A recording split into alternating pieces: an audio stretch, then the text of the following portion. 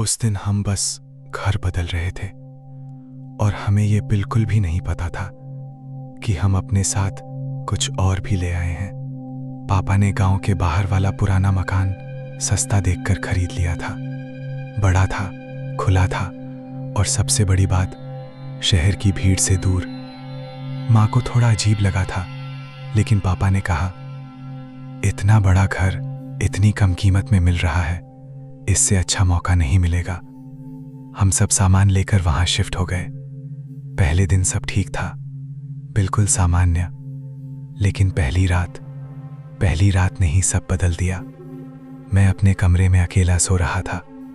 खिड़की आधी खुली थी, बाहर से ठंडी हवा आ रही थी, लेकिन उस हवा में कुछ अजीब था, जैसे कोई सांस ले रहा हो धीरे धीरे। मैंने सोचा मेरा वहम है। फिर अचानक खट खट खट मेरे कमरे का दरवाजा धीरे धीरे हिलने लगा। मैं उठकर बैठ गया। कौन है? मैंने पूछा। कोई जवाब नहीं। फिर वही आवाज, खट खट खट। मैं डरते हुए दरवाजे के पास गया और जैसे ही खोला, बाहर कोई नहीं था। पूरा घर चुप था, इतना चुप कि मुझे अपनी सांस भी भारी लगने लगी। मैं वापस कमरे में आया, दरवाजा बंद किया और बिस्तर पर लेट गया।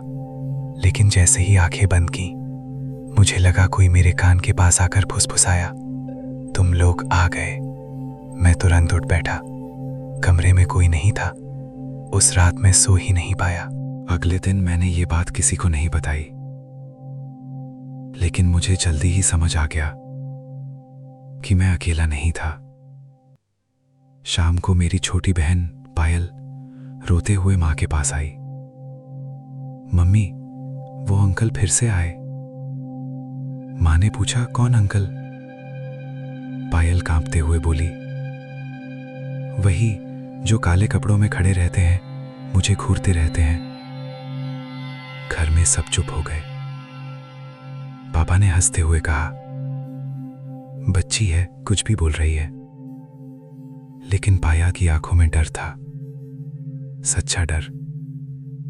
उसने उस तरफ इशारा किया जहां कोई नहीं था और धीरे से बोली, वो अभी भी खड़े हैं। उस दिन के बाद से घर का माहौल बदल गया। रात होते ही अजीब आवाजें आने लगी।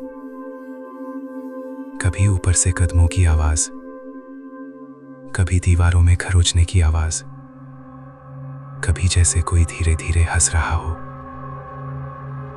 एक रात पापा ने खुद वो आवाज सुनी। वो ऊपर वाले कमरे में गए, जहां अभी तक कोई नहीं रहता था। हम सब नीचे खड़े थे, सांस रोके। ऊपर से दरवाजा खुलने की आवाज आई।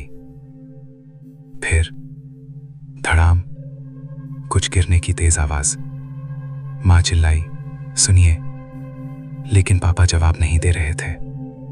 मैं और मां ऊपर दौड़े। कमरे का दरवाजा खुला था।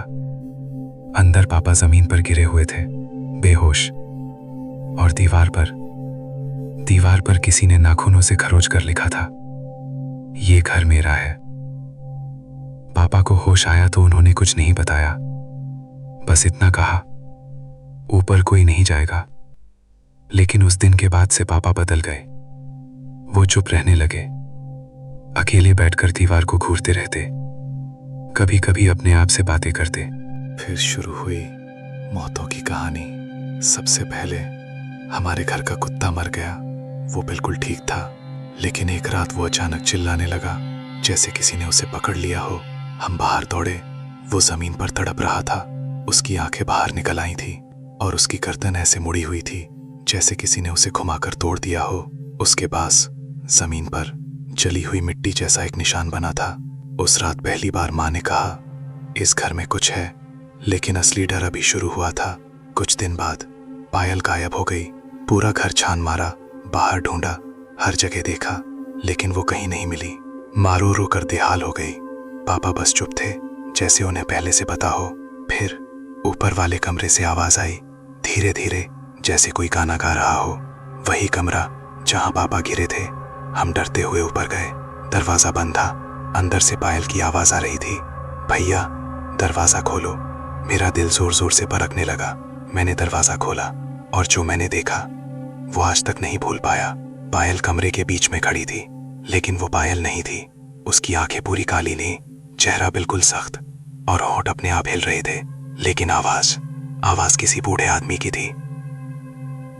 अब ये मेरी है। मां चीख पड़ी। मैं पीछे हट गया। पापा धीरे धीरे आगे बढ़े और बोले, तू कौन है?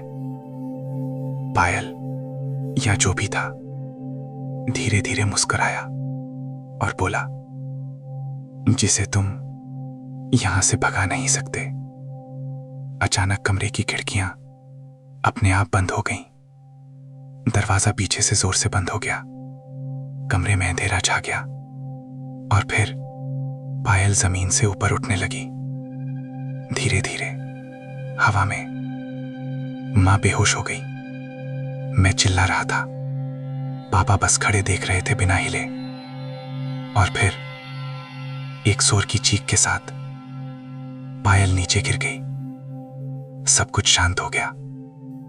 जब हमने उसे उठाया वो फिर से सामान्य थी। उसे कुछ याद नहीं था, लेकिन उसके हाथ पर नाखून से खुदा हुआ एक निशान था। शुरुआत उस रात पहली बार पापा ने हमें सच्चाई बताई।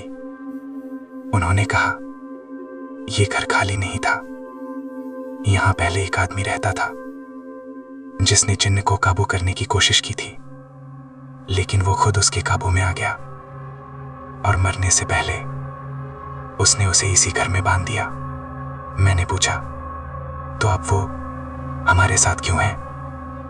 पापा ने मेरी तरफ देखा और धीरे से कहा, क्योंकि हमने उसे जगा दिया है। और उसी वक्त हमारे पीछे से एक आवाज आई, नहीं। हम सब मुड़े। दरवाजे के पास एक काली परछाई खड़ी थी, लंबी, दुबली, और उसकी आंखें जल रही थीं। उसने धीरे से कहा, मैं तो तुम्हारे साथ आया हूं। और उसी पल घर की सारी लाइट्स बुझ गईं।